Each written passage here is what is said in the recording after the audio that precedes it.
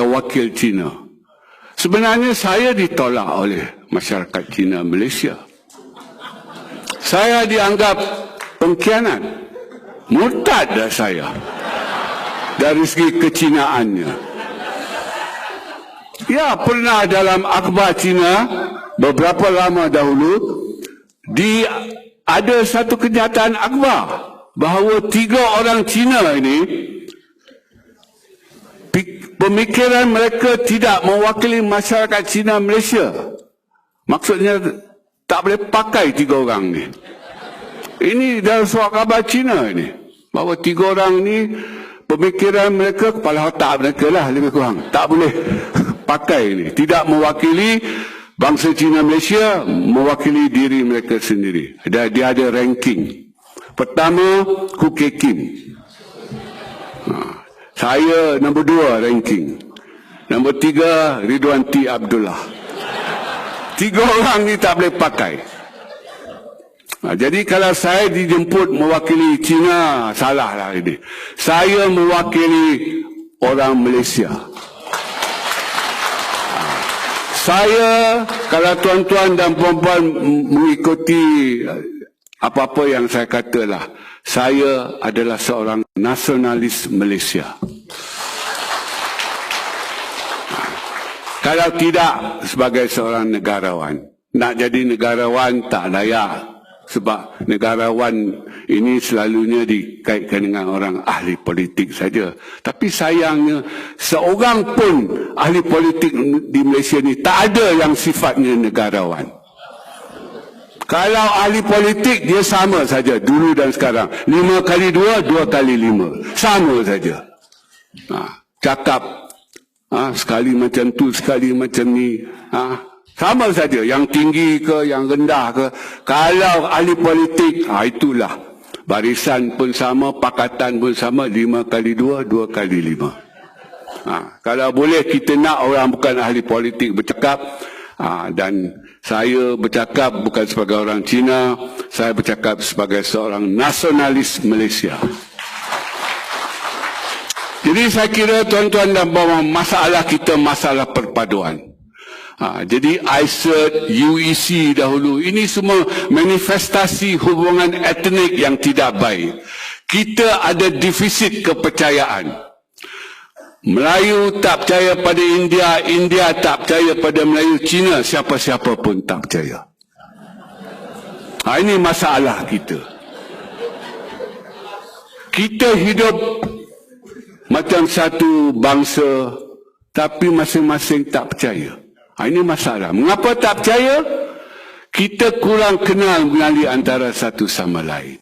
Kita tak kenal pun. Kita sekarang ini masih seperti kata pepatah Melayu, simpulan bahasa Melayu. Kita sesama, kita semua ni Melayu, Cina, India. Kita kenal-kenal Cina saja. Maksudnya kenal Cina. Kenal gitu-gitu saja. Dia putih. Itu Cina lah. Patut dah 61 tahun ni kita kenal antara satu sama lain.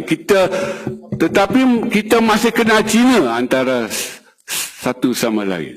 Jadi ini sesuatu yang malang sekali lah. Jadi kita perlu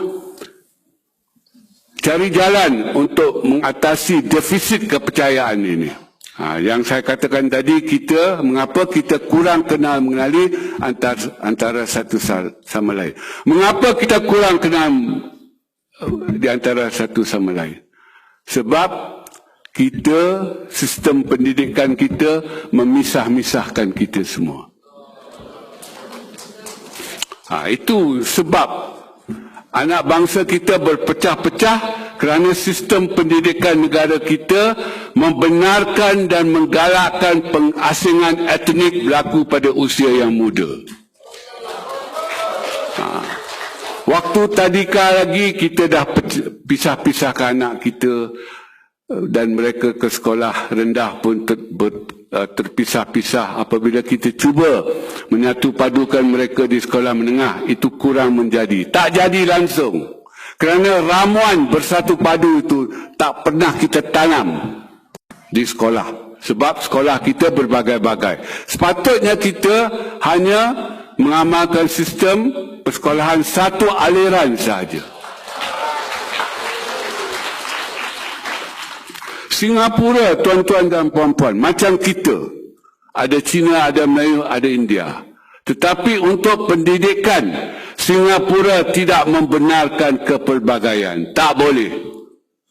Di Singapura hanya ada satu aliran persekolahan sahaja. Dan kita dapat lihat, anak bangsa Singapura, baik Melayu, Cina dan India, semuanya mendukung jati diri Singapura yang sama.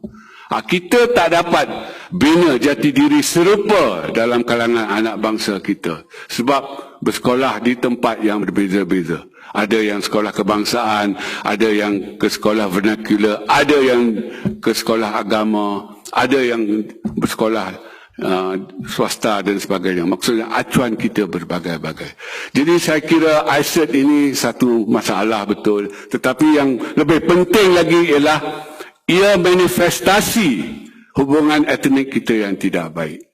Dan saya kira kita perlu cari jalan, dan salah satu resolusi Kongres ini ialah perpaduan itu. Kita tak ada lagi perpaduan yang utuh. Saya pun dah dapat surat macam-macam ni, dah saman dah ni.